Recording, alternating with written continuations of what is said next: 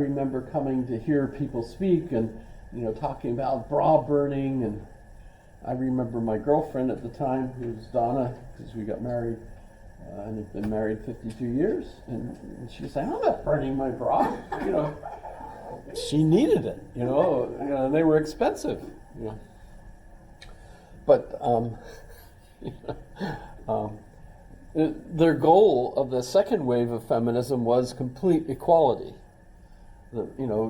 Destroying that glass ceiling, so that women would have all the different roles that men have, that there wouldn't be men having these roles and women having these roles, especially the mother thing, that seemed to really bug a lot of people, that only the women were the ones that are supposed to have the children.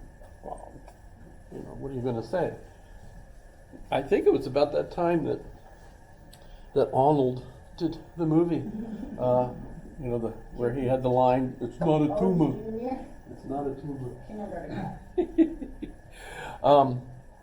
In any case,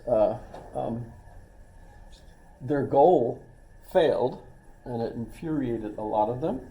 And the thinking was, and this is where the social construction of reality comes into play, is that if you interpret the socially constructed reality as meaning that all the roles that we play are really up to us, and if we don't like those roles, we can change them. And so let's change them, right? So it's more fair, right? Well, that whole idea comes up against reality, because there are things that are unchangeable by just our desires to change them. And as a result, it's a misunderstanding of the nature of the socially constructed reality, or the idea of the real, right? To think that, so it's rational for us to change it to make it more fair. Well, no, wait a minute.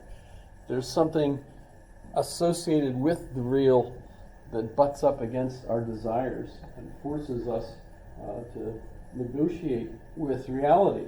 So you can't just change it to fit some goofy idea of how we ought to be able to live. And so the second wave of feminism failed because it butted up against a reality that was resistant to that kind of thing. You couldn't just change men and women's roles. There's reason. In fact, it was so frustrating, especially that the more freedom women had to pick whatever role they wanted, the more they tended to pick the roles that were traditionally women's roles, because they liked those roles. They don't like the roles that maybe every once in a while someone will be a rocket scientist, or an astronaut, or whatever.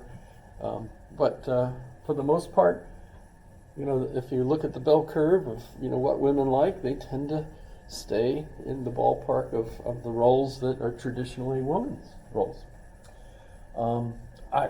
Honest to Pete, I think one of the main reasons that the election ended up the way it did was, number one, I think more people are basically more selfish than I had thought. The focus is on, I want more for myself. In a certain sense, and Trump basically promised more for each of us than Harris, who basically promised more for everyone, right? Which translates into less for me. So that's one thing. But the other thing was, I don't know if you noticed it or not, but Kamala is female. Really, that's what I've heard. She's female. I don't know if she has a cat. Childless cat ladies. I don't know what's the deal with that, but she is female and black and Indian. So if you think about it, if people are prejudiced against individuals that don't look like them, that's interesting. Plus, I saw a lot of young men that looked like they were just horrified with the whole idea that Kamala could be the president. That's just, no. Oh, no, I couldn't vote for her. So that's interesting. In any case, the feminist movement, at least at my, when I was a kid, failed.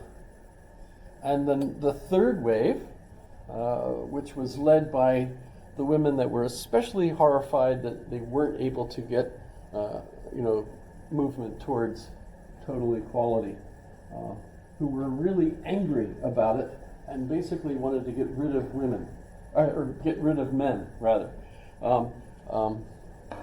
There was a book by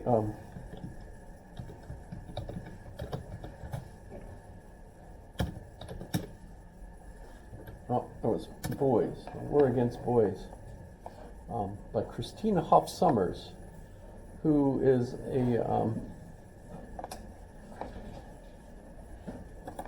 still avoiding Amazon. Me too, despite though it's less soft. An updated and revised edition. Ooh, I'm not familiar with this one. I have the old edition. But the this is primarily about how the women's movement of the third wave essentially were trying to drug boys who were especially male-ish in schools, with Ritalin and other drugs to calm them down, and basically feminize them. Plus, decrease the amount of activities, outside activities like games that boys like to play, and instead keep them in the classrooms and so on. So it's like there were individuals trying to change boys and decrease their masculinity. Because if you couldn't beat them, at least get rid of them, basically. So that's kind of interesting. In any case, I don't know what happened to the feminist movement. It's kind of over now, especially since more women are going to college than men, and so on. So it's still an issue, of course, but truth evolves as a culture evolves. Truth is truth for a culture. It is all good things. The world's spirit. Thank you for your response. I basically told you who the white horse belonged to, Napoleon. By the way, there's a terrible joke. You ask someone, what color was Napoleon's white horse? I actually asked that of a person once. You thought? I said, I don't know. It's kind of terrible. But, so development takes place in this dialectical mode, which we're still seeing, really. Of course, it never stops. That's the way all of reality seems to progress, is through this dialectic. The will, self-interest, and action of humans are the means by which spirit realizes its goals. And world historical heroes and peoples are the decisive forces of history. I responded to your comments about Napoleon, asking, well, who would be the Napoleon today? Wow, that's kind of interesting after last night. Think about it. A lot of people didn't like Napoleon, especially the elite noble classes. They thought he was a joke, basically, because he wasn't a member of the educated noble classes, and yet he beat the crap out of everybody, at least until Waterloo. So spirit in history describes different cultures in terms of their spirits. It's like their psychology, their social, the roles that they play, constructing a sequence of progress. And the story of human progress is about the developing self-conscious of the universe itself, which is still pretty interesting. So German idealism, the state. For Hegel, the state was not the end of history, as in history's over, but instead the goal of history. That's actually Plato too. Remember, the state was man writ large. You know, how are we going to get justice? Well, you have to achieve justice at the level of the state, right? So the state is the embodiment of reason. It's the embodiment of the social spirit of the day. You know, the zeitgeist is as we in the United States have just elected our future president, right? So there you go. That's Hegel writing this in the 1820s, really. And also he says philosophy is its own time raised to the level of thought.